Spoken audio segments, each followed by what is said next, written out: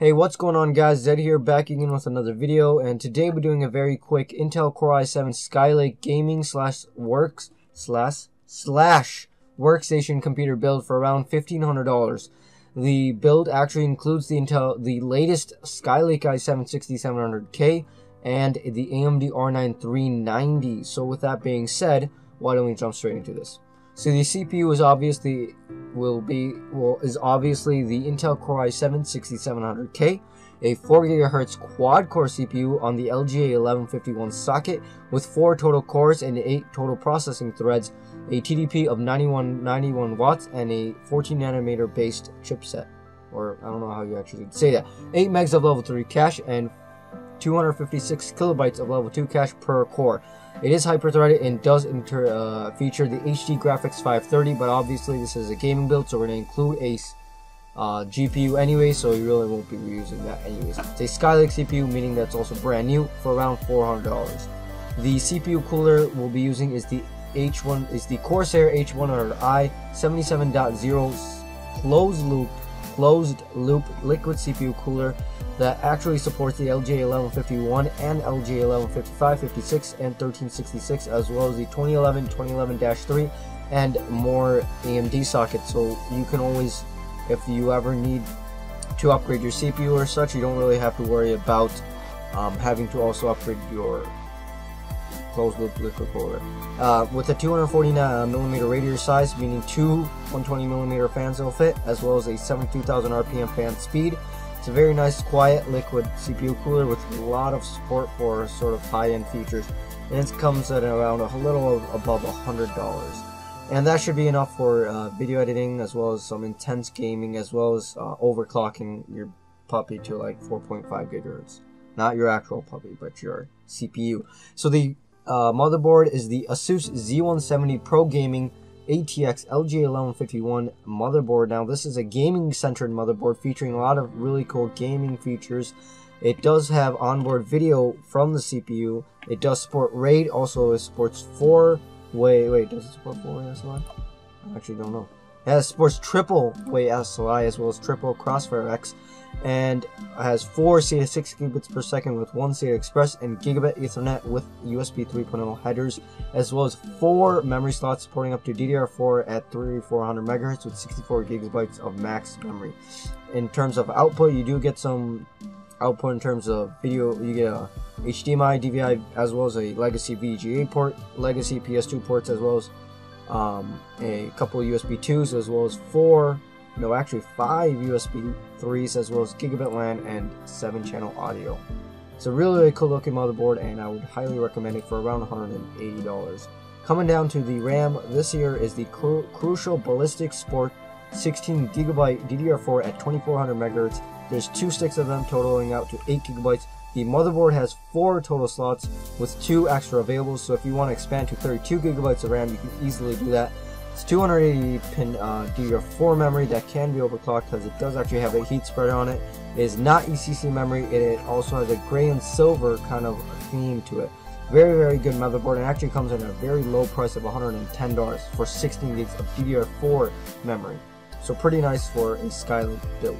Moving down to our storage, we got the Samsung A50 EVO series, the 250 GB 2.5 inch solid state drive for around $90. Now this will house the operating system as well as all of your programs and some of your games, and the rest of the games will obviously be held on the 1TB Western Digital Black Series 72,000 RPM hard drive. Both of these are SATA 3, meaning 6 gigabits per second, and both of them are insanely fast.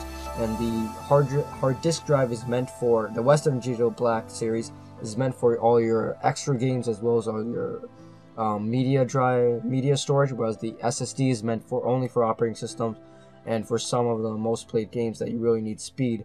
And also, if you do want to end up upgrading to like a 2TB or 3TB Western Digital Black Series drive, it does cost around $30-40 per terabyte you go up. The video card that I've chosen is the MSI Radeon R9 390. a 8GB video card coming at around $320 with a backplate, so you're going to get some pretty good support for that card, as these cards tend to be pretty heavy. 8 gigs of total VRAM, which is GDDR5 with the core clock speed of 1 GHz. Does have a high TDP of 275 watts, but that's fine because this computer can easily support that. Supports up to 4-way Crossfire X. It's a relatively long card at around 11 inches. Does support FreeSync. Has 2 DVI dual-link DVIs.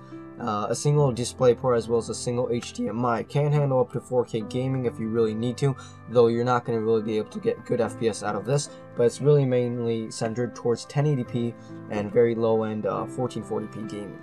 For around $320, $330, it's the best bang for your buck video card on the market right now. And with 8 gigs of VRAM, you're set for the future, and for really any games that are going to require a lot of VRAM, this is going to help you a ton. The case is going to be the Fractal Design R4. Obviously, this is only really can be subjective depending on what type of person you are. If you really don't like black cases, then this probably isn't for you. But it's a complete Black Pearl ATX mid-tower case that's not going to be full ATX, so it's not super huge. But it is micro ATX, mid-tower ATX, and does support full ATX boards with some really cool features such as rubber grommets for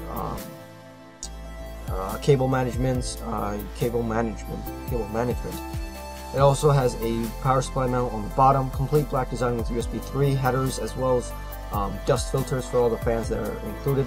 There's 2 5.25 inch bays with 8 3.5 inch bays and 2 SSD bays, and it does support USB 3 in the front, and does actually support the GTX 390 very easily with drive cages, and you don't actually have to worry about removing those.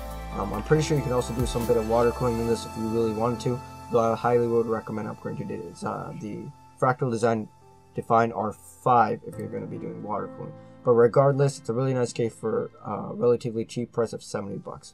Moving down to the power supply, this is kind of overkill, but I did choose the Corsair RM 750 watt fully modular 80 plus gold certified power supply.